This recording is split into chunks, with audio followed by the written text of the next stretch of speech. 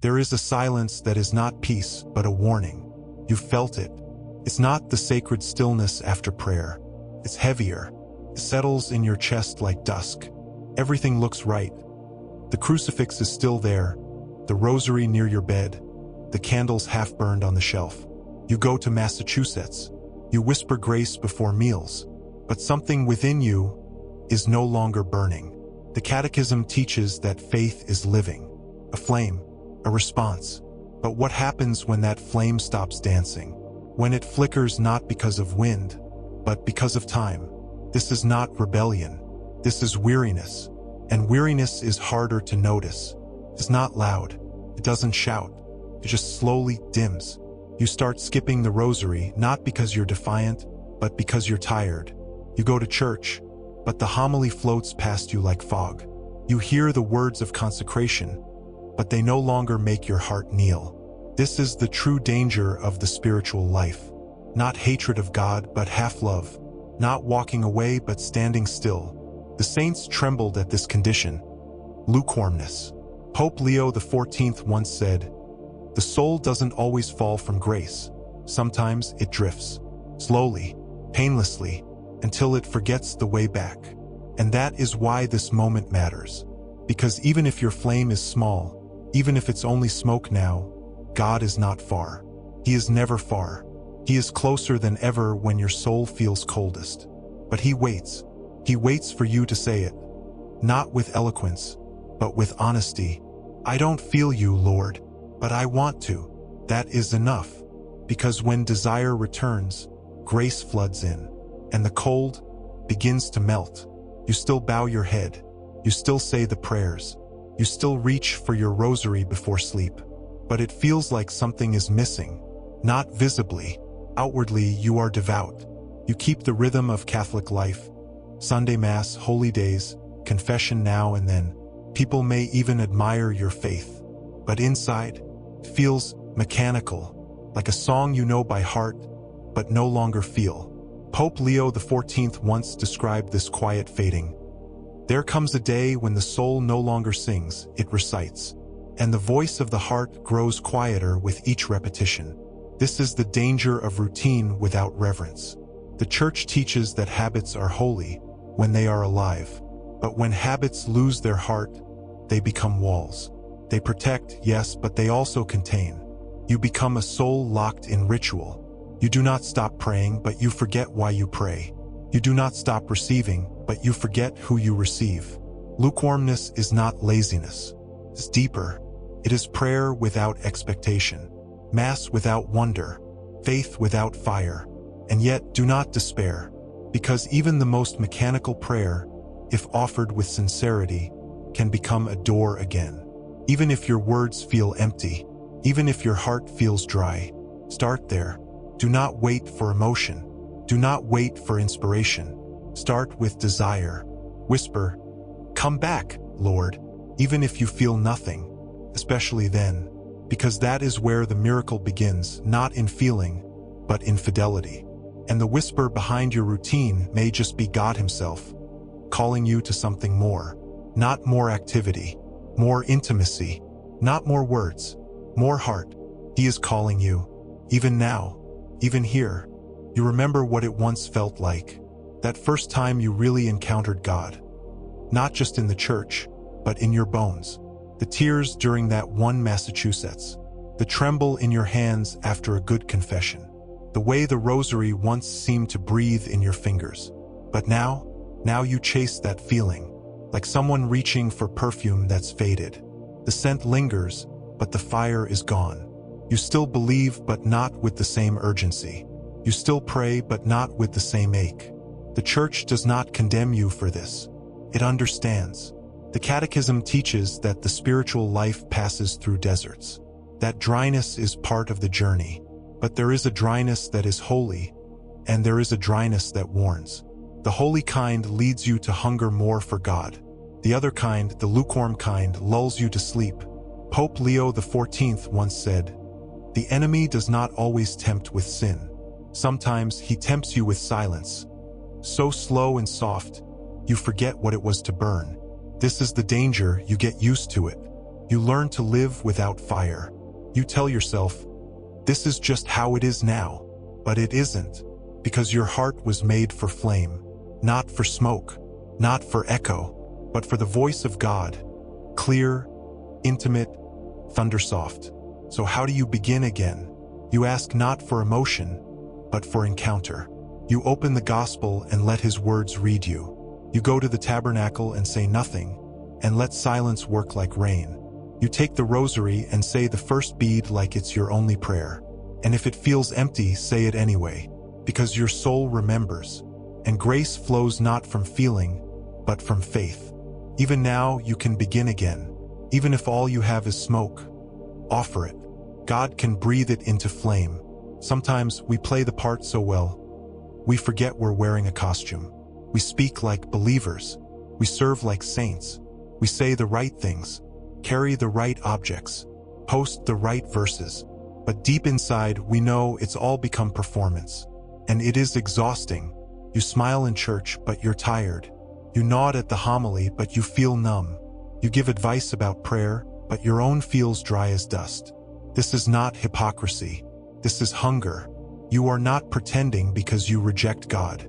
You're pretending because you miss him and don't know how to get back. Pope Leo XIV described it tenderly. Many souls walk around in borrowed holiness, robes that once fit, but now hang empty. The Church warns of this too. A faith that is all exterior with no fire inside. Not out of evil, out of fear, out of habit, out of fatigue. But God does not want your performance. He wants your presence. He wants the real you, weary, wandering, wondering. And if that's all you bring to prayer, it's enough. Bring your numbness. Bring your confusion. Bring your ache. Don't hide behind titles, ministries, routines. Kneel before him and say the truth. I've been performing, Lord, but I want to come home. That is the turning point, because the robes may be empty, but the invitation is still real. Strip the performance. Stand in honesty. Let him clothe you in light again, because holiness is not an act. It's a return, and your return can begin now. There comes a moment, quiet and unnerving, when you realize your prayers no longer rise. They fall, like ashes. You say the words, you follow the form, you light the candle, but the room stays cold, and heaven feels silent. This is not punishment. It is a symptom. The saints teach us. When the altar of your heart is neglected, even the holiest rituals begin to lose their fragrance. Not because God is absent, but because your offering has lost its fire. You begin to offer what's left, not what's first. You pray only when you're in need. You give time only when it's convenient. You serve only when seen. And slowly, your altar becomes a shelf, place of memory, not encounter. Pope Leo XIV once said with a heavy heart, "When the fire is gone, the altar turns to stone, cold, hard, untouched." But God did not ask for performance. He asked for flame, and flame begins with surrender. When Elijah faced the silence of a dying people, he rebuilt the altar.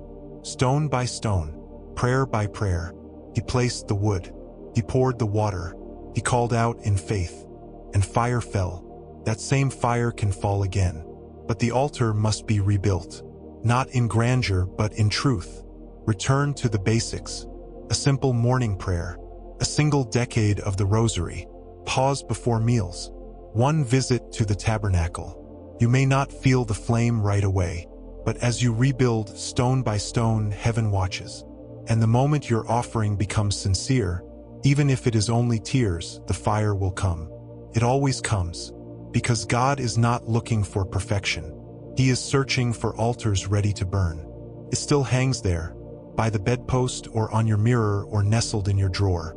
The rosary, once warm from your touch, now cool and still. It hasn't moved in days, maybe weeks, and yet you pass it daily, glance at it, maybe even feel a small sting of memory. Once you couldn't fall asleep without it. Now it sleeps while you do. This is how lukewarmness often hides, in the dust on sacred things. The Church tells us, the rosary is more than repetition. It is contemplation, a walking with Mary through the mysteries of Christ. a descent into the heart of salvation. But when we neglect it, or worse, reduce it to a charm, we forget its power.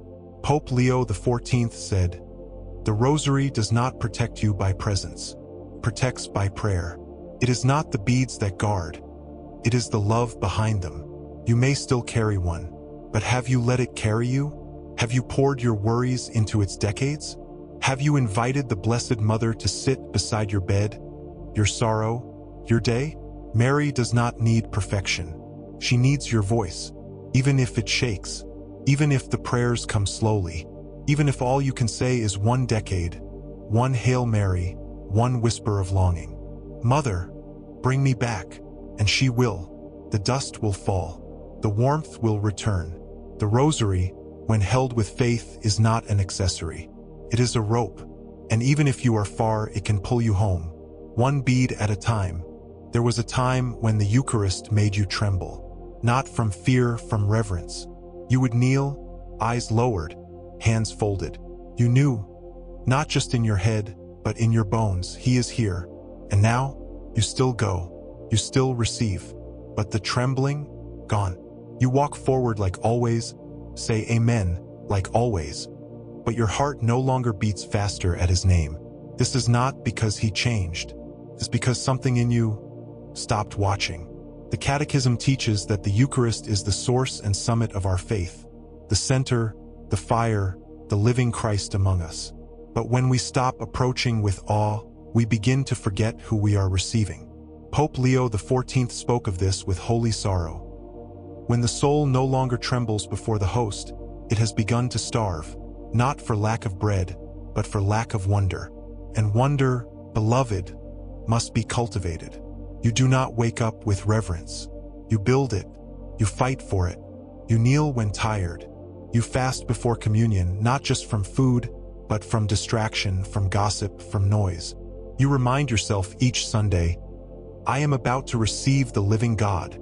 Say it aloud. Feel it again. Even if the emotion is gone. Even if your faith feels dry. Tremble not because you feel, but because you know. Because truth does not depend on emotion. The host is still Him. The chalice still bleeds mercy. And the altar is still a mountain of fire, even if your heart feels like ash. So ask God, let me tremble again, not from fear, but from love. And He will, because the trembling heart is not weak. It is awake. And even now, yours can awaken again. There is a moment in every soul's journey when something must be chosen. Not performed, not admired, chosen. You've seen your drift. You've felt the numbness. You've named the cold. And now the Spirit whispers, do you want to burn again? Not in emotion, in presence, in faith that aches, in prayer that lingers, in love that costs. Pope Leo XIV, in a midnight mass, once cried aloud, the Church does not need more Catholics by name. She needs Catholics who burn, quietly, steadily, unshakably. And that can be you, today. Not through a grand gesture, but a quiet return, a slow lighting of the wick, a single yes. You don't need to feel ready. You need to be willing to return to the altar, even if only in your heart, to pick up the rosary, even if your hands are trembling, to approach the Eucharist, even if you haven't felt Him in years. Because faith is not about feeling. It is about fire, and fire begins with a spark. So say it now, softly, truthfully, Jesus, I want to come back. That is enough. Grace will do the rest. And the flame you feared was gone? It is not gone. It is waiting, and it is holy.